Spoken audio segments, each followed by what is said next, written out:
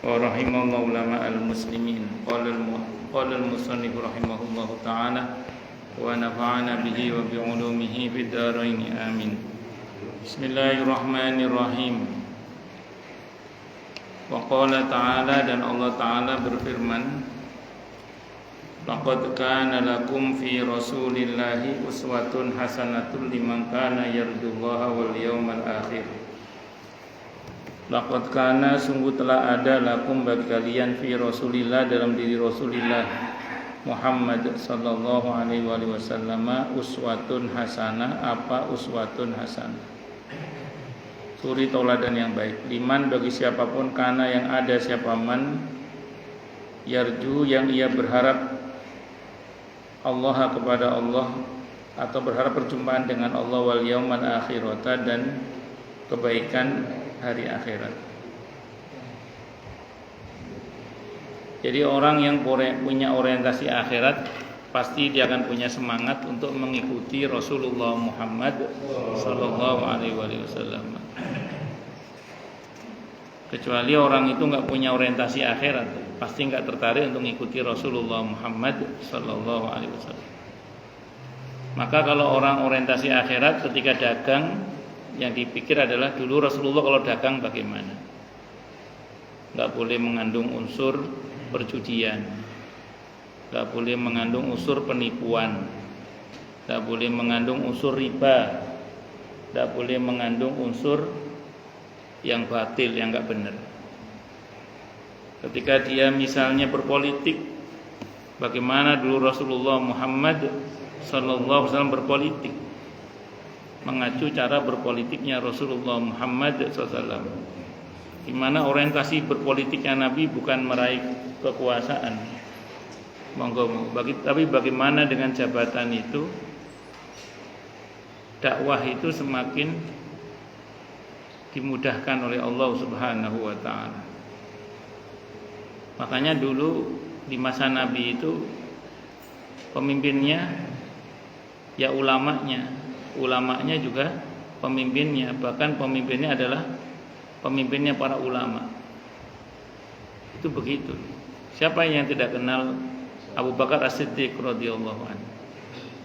Beliau tidak hanya khalifah, beliau juga seorang ulama, bahkan pemimpinnya para ulama di masa itu, bahkan pemimpinnya para wali di masa itu, dan masa hingga sekarang, bahkan hingga hari kiamat. Abu Bakar itu top-topnya wali. Setelah Nabi Muhammad SAW itu wali yang paling top itu Abu Bakar As-Siddiq radhiyallahu anhu. Nah, terus kemudian siapa yang tidak kenal Umar bin Khattab radhiyallahu anhu? Itu tidak hanya khalifah, tidak hanya Amirul Mukminin, beliau adalah ulama pada masa itu. Hingga detik ini pun juga beliau masih dipakai ilmunya, karena beliau memang beliau ulama di kalangan para sahabat, itu maksudnya. Dan pimpinannya para ulama di masa itu Sayyidina Umar bin Khattab radhiyallahu anhu. Dan hingga detik ini pun keilmuannya, kecerdasannya, kesolehannya diakui. Sampai nanti masa-masa setelahnya, walaupun sempat ada beberapa kasus di mana khalifahnya bukan ulama, ya pernah terjadi. Tapi kalau Khulafaur Rasyidin, paling enggak hingga Muawiyah ibn Abi Sufyan itu pemimpinnya, kepala negaranya itu adalah ulama. Ulama yang betul-betul ulama, bukan ulama biasa, bukan ulama ulama beneran. Itu seperti itu. Nah, itu yang harus kita pahami berkaitan dengan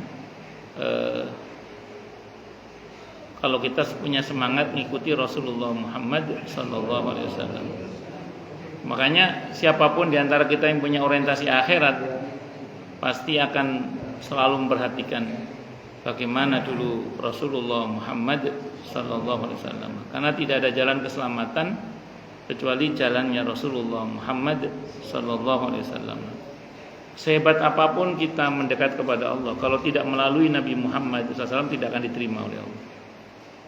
Sedekat apapun kita, sekuat apapun kita dalam beribadah kepada Allah, maksudnya, kalau tidak melalui jalannya Nabi kita Muhammad SAW tidak akan diterima oleh Allah. Contoh, kita sholat bikin aturan sendiri yang menyalahi aturan Nabi kita Muhammad SAW, nggak diterima. Kita puasa pakai cara puasa kita, bukan cara puasanya Rasulullah Muhammad SAW, nggak diterima. Kita haji, umroh, nggak pakai cara haji dan umrohnya Rasulullah Muhammad SAW, nggak diterima. Memang ada contohnya Ustaz, ada. Misalnya sempat viral di Malang dulu, sholat diterjemah dalam bahasa, bahasa sesuai dengan bahasa daerahnya masing-masing. Kiainya namanya Yusman Roy, mantan petinju. Bayangkan itu, ngajarin sholat pakai diterjemah. Nah, itu kan menyalahi cara sholatnya Rasulullah Muhammad Sallallahu Alaihi Wasallam. Itu mbok rajin sholat, kalau gitu cara sholatnya nggak diterima oleh Allah. Kenapa? Karena tidak sesuai atau menyalahi contoh atau ajaran Rasulullah Muhammad Sallallahu Alaihi Wasallam. Puasa juga ada yang menyalahi cara puasanya Rasulullah Muhammad SAW.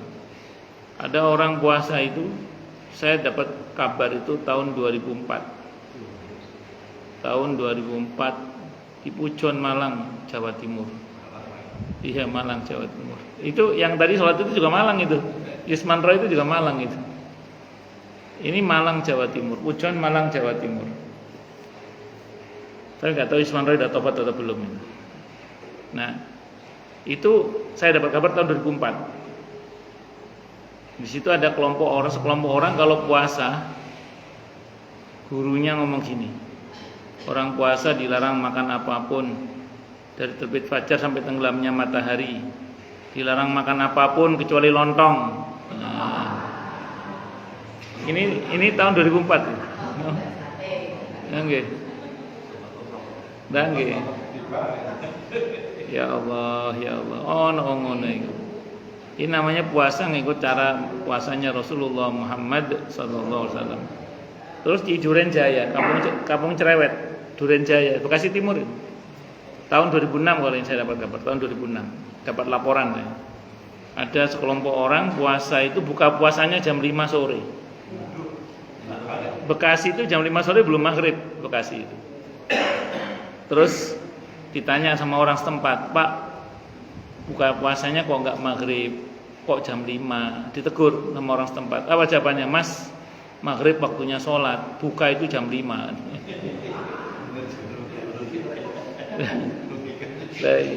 Tapi kan enggak ngikut cara puasanya Rasulullah Muhammad sallallahu alaihi wasallam, enggak diterima. Haji, ada Ustaz penyimpangan haji, ada. Haji di Tangerang, haji di Jember. Pernah dengar nggak dulu itu? Atau haji di Karbala misalnya. Tidak benar, mana ada haji di Karbala, mana ada haji di Tangerang, di Jember.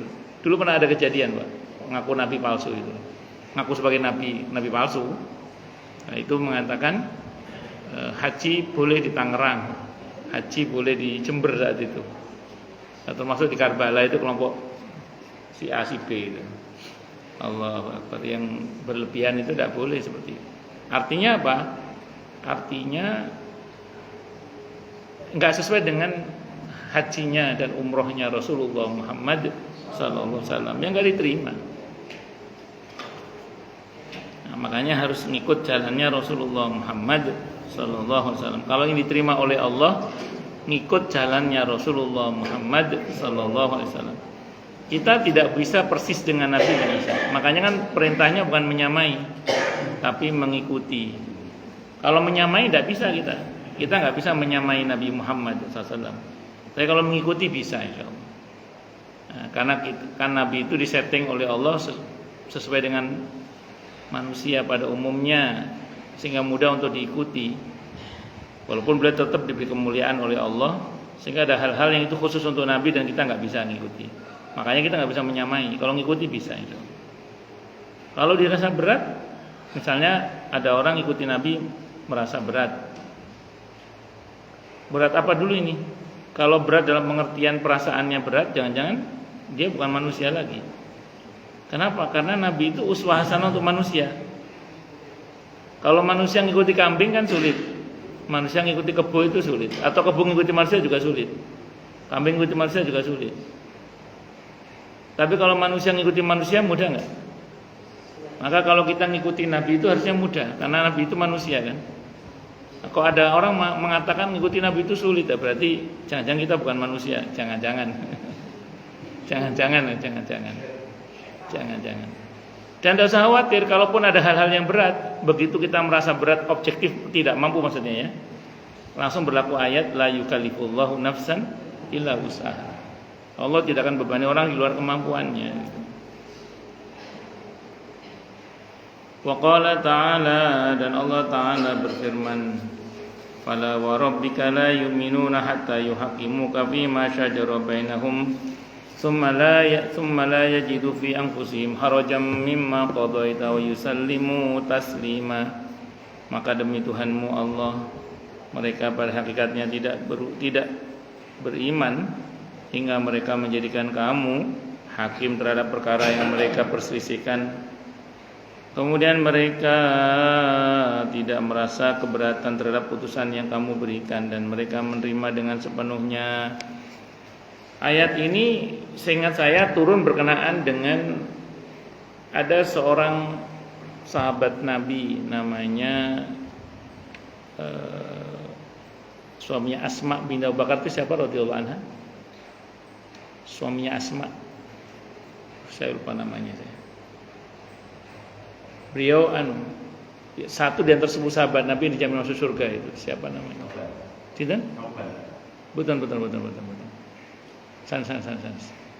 Beliau itu satu di antara 10 sahabat Nabi yang dijamin masuk surga.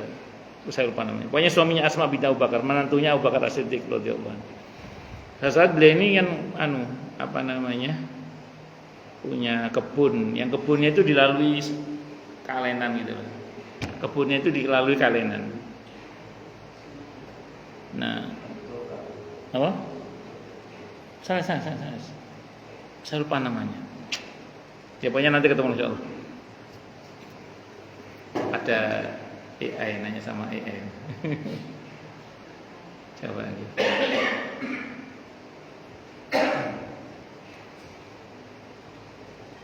Suaminya Asma binti Abu Bakar siapa?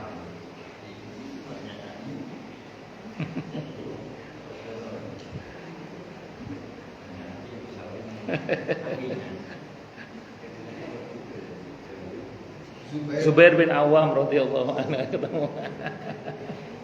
Zubair bin Awam radhiyallahu anhu. Zubair bin Awam radhiyallahu anhu ini punya kebun, yang kebunnya itu dilalui kalenan gitu loh. Terus ada orang orang Ansor itu ngomong, Boya dibagi kebun saya air kalenan kamu itu. Terus diadukanlah kepada Nabi kita Muhammad SAW. Kata Nabi dawuh ini ke Zubair bin Awam radhiyallahu anhu, Zubair, penuhi dulu kebunmu dengan air kali kamu itu. Setelah cukup baru berikan kepada saudara kamu, alirkan ke saudara kamu. Jadi Nabi itu nyuruh Zubair penuhi dulu kebunnya dengan air itu, baru kemudian disuruh bagi ke saudaranya yang Ansor itu. Terus orang Ansor itu ngomong gini, Al-Ansor itu ngomong gini, ya Rasulullah, apakah karena dia kerabatmu sehingga engkau dahulukan dia baru saya yang belakangan? Nabi itu kalau yang digugat kerasulannya, Nabi itu marah. Nabi itu karena sama dengan menuduh Allah salah pilih orang. Kan tuduhan kata-kata itu kan seolah-olah Nabi itu dalam putusan hukum itu tidak adil, khianat seolah-olah kan. Padahal Nabi itu tidak mungkin khianat. Nabi itu pasti adil dan tidak mungkin khianat Nabi itu. Dan perkataan ini seolah-olah nuduh Nabi itu khianat. Berarti sama dengan nuduh Allah itu salah milih orang. Nabi itu marah Nabi itu. Kalau masalah pribadi Nabi tidak marah. Tapi kalau masalah kerasulannya disinggung, Nabi marah. Kata beliau, Zubair, alirkan sungai itu ke kebunmu dan stop, jangan kasih ke orang itu. Langsung Nabi ngomong gitu. Langsung stop, jangan kasih orang itu. Itu Nabi ngomong gitu. Terus turun ayat ini membenarkan sikap Nabi itu. Bahwa kalau Nabi ngasih keputusan, ojo kangkean cangkem. Nah, kira-kira gitu. Kalau Nabi yang ngasih keputusan, ojo kangkean cangkem. Wis meneng. Nabi itu tidak mungkin salah. Itu seolah-olah Allah mau bilang gitu di ayat ini. Maka orang itu diantara ciri iman yang sehat itu apapun yang Nabi putuskan manut, sami'na wa ata'na. Ngoten niku itu baru imannya sehat itu. Lagi Nabi ngomong kok dalam tanda kutip diprotes dengan nada tuduhan seolah-olah Nabi itu tidak adil. Dan itu sama dengan nuduh Nabi khianat. Nabi itu nggak mungkin khianat. Kalau nuduh Nabi khianat itu sama dengan nuduh Allah itu salah pilih orang. Karena Allah itu nggak mungkin salah. Langsung dimarahin. Zubair, alirkan sungai ini airnya ke kebun kamu, stop. Tidak usah kasih orang ini. Sebagai sanksi itu namanya. Karena berat itu. Jadi menuduh Nabi itu bukan sesuatu yang kecil, itu perkara besar. Dan wajar kalau dihukum dengan hukuman seperti itu. Karena konsekuensinya berat nanti, tidak hanya dunia tapi juga akhirat. Ya harapannya dia kapok, jerat tobat gitu. Dan saya nggak tahu akhirnya tobat apa enggak dia itu. Itu An-Nisa ayat 65 tadi. Wa qala ta'ala, dan Allah Ta'ala berfirman, fa in tanaza'tum fi syai'in farudduhu ila Allahi war rasul in kuntum tu'minuna billahi wal yaumil akhir. Yang artinya jika kalian berlainan pendapat tentang sesuatu, maka kembalikan ia kepada Allah, Al-Quran dan Rasul, yaitu sunnahnya. Jika kamu benar-benar beriman kepada Allah dan hari kemudian. Kalau kita terjadi perbedaan pendapat, ada persengketaan, kembalikan pada Al-Quran dan As-Sunnah. Nah, tapi ingatlah ya, ini kembali pada Al-Quran dan Sunnah ini bagi orang yang punya kemampuan untuk kembali pada Al-Quran dan As-Sunnah. Siapa? Para ulama mujtahid, ulama mujtahidun. Jadi ulama mujtahidun, ulama yang punya perangkat ilmu untuk berijtihad. Loh, kita orang awam gini yang tidak punya kemampuan berijtihad, jangan coba-coba langsung kembali pada Al-Quran dan As-Sunnah. Harus kembali kepada ahlinya. Kalau bahasa Al-Qur'annya di surah An-Nahl ayat 43 ada perintah dari Allah di situ, apa? Fas'alu ahla dzikri in kuntum la ta'lamun. Bertanyalah kalian kepada ahlul Quran di situ. Ahlinya itu ahlul Quran maksudnya. Jika kalian tidak tahu siapa ahlul dzikr atau ahlul Quran dalam ayat itu, siapa aslinya?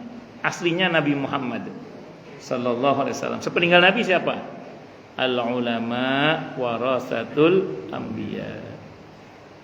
Kalau gitu silakan kembali pada Al-Qur'an, tapi baca tafsir Ibnu Katsir, baca tafsir Jalalain, baca tafsir At-Tabari, baca tafsir Al-Qurtubi. Tanyakan kepada ahlinya gitu. Baca Sahih Bukhari, tapi juga baca penjelasan ulama di Fathul Bari misalnya. Atau lihat fatwa-fatwa para ulama. Baca Sahih Muslim, tapi baca juga Al-Minhaj Syarah Sahih Muslim misalnya. Kita baca penjelasan para ulama atau tanya kepada ahlinya. Kalau ada yang iskal, tanyakan kepada ahlinya. Nah, kenapa? Karena kita nggak punya perangkat ilmu. Makanya slogan kembali pada Al-Quran dan As-Sunnah itu kalau dilakukan oleh orang awam itu bahaya sebenarnya. Tapi kalau itu slogan untuk para ulama mujtahid, ulama mujtahidun, betul, tidak salah. Itu seperti itu. Makanya kalau kayak kita sebenarnya ya tidak cukup kalau belajar Al-Quran. Itu kucing yang biasa kencing itu ada di situ lagi. Kan motor saya kan baru datang jadi masih hangat gitu, makanya kucing itu senang kali ini.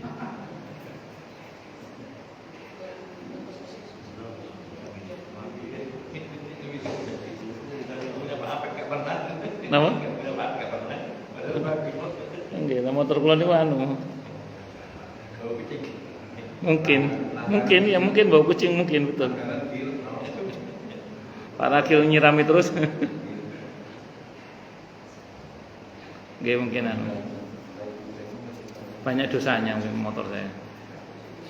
Kalau analisa saya itu di samping mungkin bau kucing niku karena di sekitar saya juga banyak orang non muslim kan, anjing, kucing macam-macam itu. Yang kedua, saya kan perjalanan jauh. Jauh itu motor tuh angetnya lama. Saya perhatikan beberapa kucing kalau motor angetnya lama itu betah di sekitarnya itu. Nggih wallahu a'lam bishawab. Nggih pun intine balik malih. Matur nuwun. Balik malih. Jadi intinya itu kita kalau kembali pada Al-Qur'an dan Sunnah secara langsung dalam pengertian orang awam bahaya.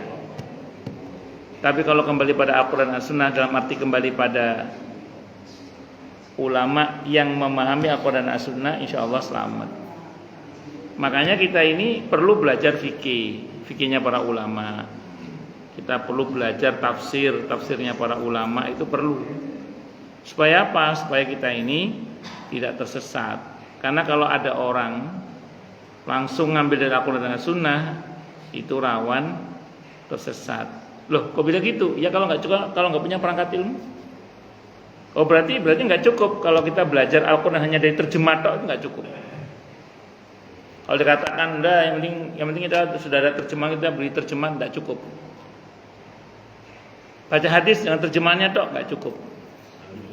Harus datang di majelisnya para guru atau nanya kepada para guru atau baca buku-bukunya orang-orang yang berilmu. Harus ngoten. Kayak jenengan kan bagian dari hadir di majelis ilmu begini, atau tanya kepada ahlinya, atau baca buku ahlinya, orang-orang ahlinya. Kalau sering ngomongnya tentang jamaah ini, belajar agama secara otodidak itu harus disertai dengan satu, perbanyak baca sholawat. Yang kedua, kalau ada yang iskal, yang sulit, jangan dipecahkan sendiri, tanyakan kepada ahlinya. Kalau ada yang sulit, jangan dipecahkan sendiri, tapi tanyakan kepada ahlinya. Bisa dimengerti insyaallah nggih. Nah, makanya slogan kembali pada Al-Qur'an dan As-Sunnah itu kalau oleh ulama mujtahidun betul. Tapi kalau oleh orang awam itu sangat berbahaya. Karena orang awam itu tidak punya kemampuan dan kewenangan untuk berijtihad. Kalau dipaksakan berijtihad bahaya. Nah itu ya naik itu ya kencing ya. Iya kencing lah, udah kencing udah kencing wis. Satu itu kucing satu itu. Kucing udah kencing Pak, udah biarin udah kencing itu. Udah kencing itu. Oke. Nah, nanti para kil nyiram ale wae. Nyiram ale wong. Ampun para kil nggih. Kucing satu itu saya tukar titeni itu. Nggih. Tanya apa, Pak? Nggih, monggo. Ini kita kembali ke ini sebenarnya teman-teman kami fitness aja kata mengenai itu Pak, mengenai itu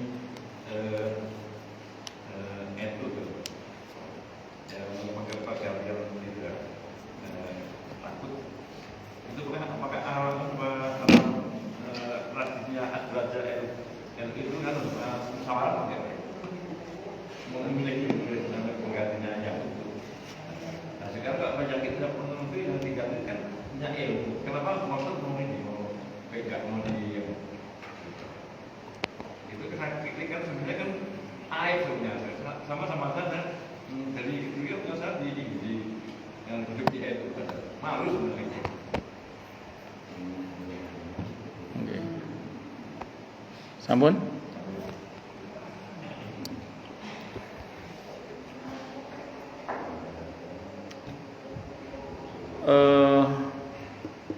Kalau ngomong organisasi itu kan isi kepala orang kan banyak, betul nggih? Jadi kalau ngomong organisasi, terlepas dari apapun ya kan, itu isi kepala orang itu banyak, isi kepala orang itu. Karena isi kepala orang itu banyak, maka harus ada ADART itu. Karena kalau nggak dibuat ADART nanti orang bisa seenaknya dalam berorganisasi itu. Nah, NU itu ada ADART-nya sebenarnya kan. Nah, ADART-nya itu tidak seperti yang sekarang ini yang terjadi yang di permukaan ya. Saya nggak tahu di dalamnya ya, di permukaan itu. Karena kan harusnya itu melibatkan 4 unsur. Rois Am, Khatib Am, Ketua Umum Tanfidiyah sama yang Sekjen. 4 itu harusnya ada. Beberapa kali tanda tangan itu tidak melibatkan Khatib Am, tidak melibatkan Ketua Tanfidiyah dan seterusnya itu. Ya sudah. Makanya kan nun sewu, yang satu berdalih kepada ADART, yang satu berdalih kepada powernya Surya itu. Ini nggak pernah ketemu. Nah, saya punya rumus. Ini sih bagian ngoyo nih. Saya punya rumus gini. Ketika para kiai bertengkar, kami para santri diam. Saya pada 2 sisi itu, baik yang Suriah maupun yang Tanfidiyah, pada keduanya saya mencoba husnudzon, baik sangka aja. Kalau pribadi nggih, berupa husnudzon. Walaupun terasa sulit sekali, tapi saya nggak berani untuk komentar macam-macam lah. Bagi saya punya pandangan, ya Suriah punya hujahnya sendiri, kubu Tanfidiyah juga punya hujahnya sendiri. Nah, kula mboten wantun komentar lebih, isin nemen kula. Secara pribadi malu banget saya itu. Tapi mau gimana? Nah, itu sing kasat mata nggih, kasat mata. Yang kedua, kalau kita pernah baca sejarah ke belakang di masa lalu itu kan pernah ada masa Pak, settingan memang antara Surya dengan Tanfidiyah itu sengaja disuruh berantem karena kekuasaan pada masa itu sudah mulai membidik NU saat itu, sehingga antara Surya dan Tanfidiyah harus dibuat seperti berantem agar kemudian kekuasaan ini sudah nggak usah di NU, sudah pecah dan seterusnya itu. Nah, apakah itu yang sedang dimainkan sekarang? Saya tidak tahu. Wallahu a'lam bishawab. Cuman ini memang kalau menurut cerita teman-teman ini yang paling menegangkan sekarang ini. Ini terlepas dari apa ya Pak. Ini saya nggak ngomong itulah. Dan satu lagi Pak, saya mau ceritain. Ini saya ceritain. Ada suami istri berantem Pak, karena ketahuan suaminya selingkuh atau istrinya selingkuh. Berantem suami istri ini gara-gara ketahuan suaminya selingkuh atau istrinya selingkuh. Maksudnya apa? Berarti di dalam suami istri itu ada yang jujur. Ketika ada yang berkhianat, yang satu nggak terima. Berarti ada yang jujur. Makanya rame Pak berantem. Ada suami istri rukun Pak, adem ayem tentrem. Ternyata dua-duanya selingkuh. Bisa nggak? Bisa nggak? Nah, yang membuat saya agak bahagia itu masalah apa? Oh, ini ada masalah apa di PB kok sampai berantem? Saya punya anggapan, berarti di dalam PB itu masih banyak orang jujur. Buktinya rame. Buktinya masih rame. Berarti masih ada yang jujur. Pak, paham nggak? Berarti masih banyak orang yang jujur di dalam. Bukan berarti terus saya menuduh ormas yang anteng-anteng itu berarti nggak jujur semua, enggak, bukan itu.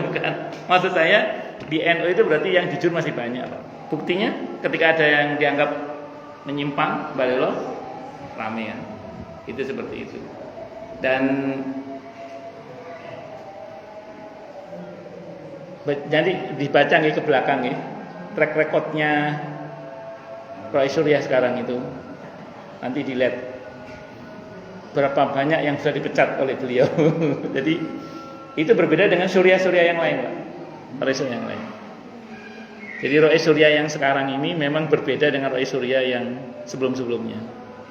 Basahal Mahfud, Kiai Ma'ruf Amin terus sebelumnya Kiai Ilyas Ruqyat misalnya.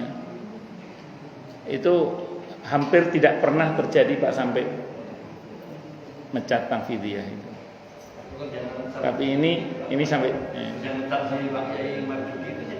daya itu Saudia juga kan di masa kepemimpinan beliau sekarang.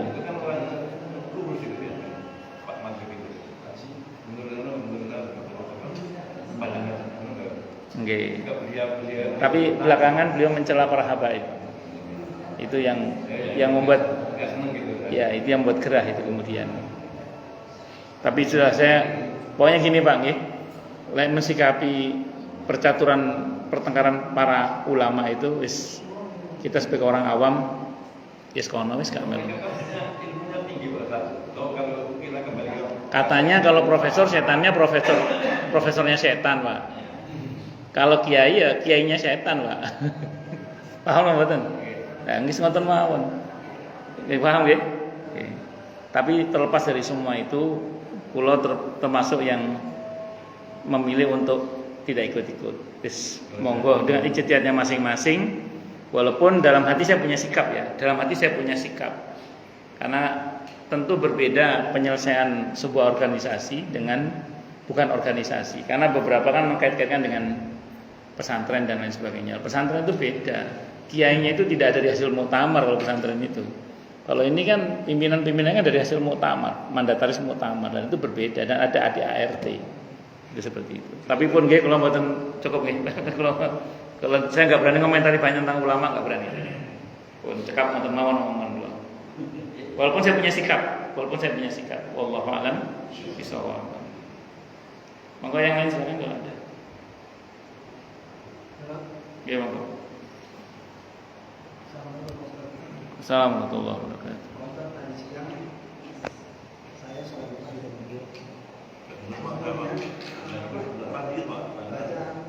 baca di mana tuh waktu sholat pertama kan sholat basamsi, tiba-tiba berapa teman aku lari ke anak-anak itu ada betulin kan langsung baku nangan ada basamsi orang baku juga kata dia jadi lari ke anak-anak atau ada ya, makmum yang betulin tapi waktu ustaznya kata lari atau langsung aja dia itu gimana Pak?